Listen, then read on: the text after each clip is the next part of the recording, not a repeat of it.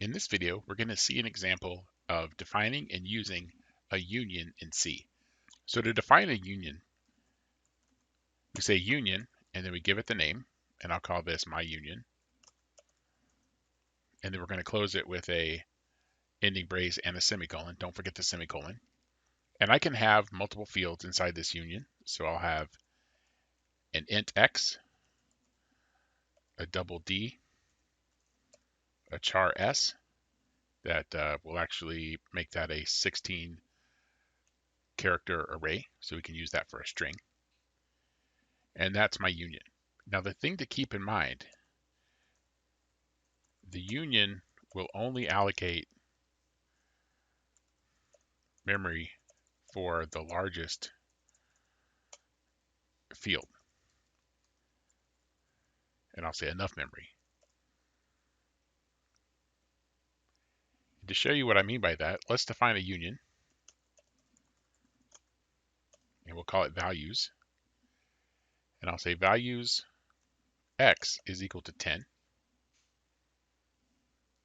And then I'm going to print values.x is equal to some number. And then we'll have a couple spaces.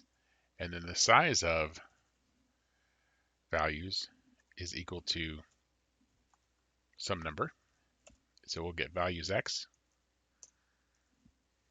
And then the size of values. So let's compile and print this.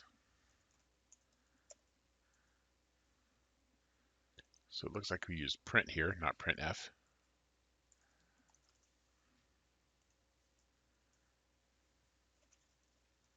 So we see that x is equal to 10, which is what we initialized it to here. But you'll notice the size of values is 16. Well, here, an integer is 4, maybe I think it may be 8 bytes here. A double is 8 bytes. And then this is clearly at least 16 bytes. So if we add that together, we get 32 bytes. But the size of that variable is only 16 bytes. And the reason is we're only going to store one thing in this union at a time.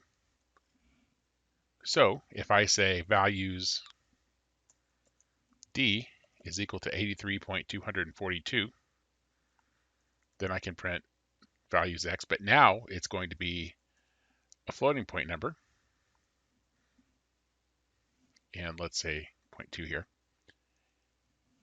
And we're going to print values D.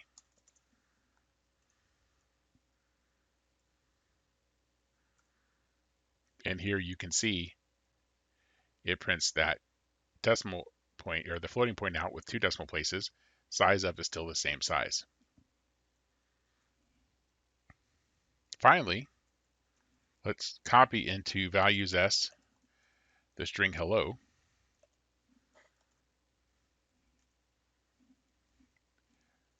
So I'm going to do the same thing I've done before. The same print. The only difference is this is now going to be a string type.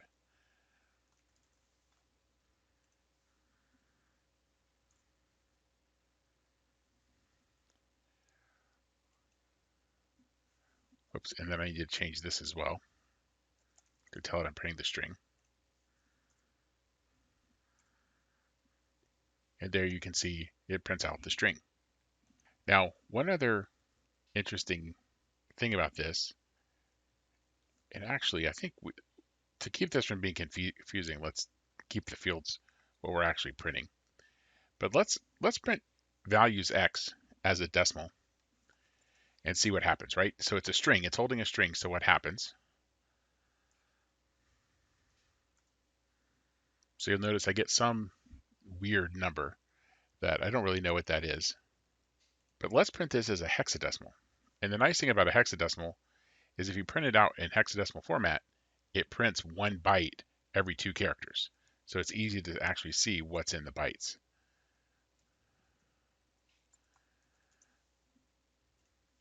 So I'm going to compile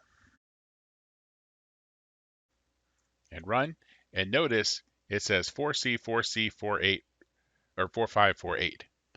Well, if you look at an ASCII table and look at that has hexadecimal values, you'll notice that H has the ASCII value 48 hex, and E has the hexadecimal ASCII value 45, and maybe you can guess now that L has the hexadecimal value for C as its ASCII value. So what's happening here is that hello is in memory, but the union says, no, it's an integer, treat it like an integer, and so it prints that value out. So this is just a way to have multiple things of different types if I may not know exactly what I'm going to want later on in the program. A common place you'll see this is sometimes, for example, in network headers, depending on the version of the protocol, a field may have changed. A field may have changed, and you can have a union that contains the format of both fields, and then you can have somewhere that says, if it's version 1, use field format 1. If it's version 3, use field format 3, and so on. So that's a quick introduction to union types in C. They're very similar to structs. There'll be another example that has a struct and a union with the same fields that will compare those. The one big difference is these aren't really elements, these are fields, and only one field would be active at a time.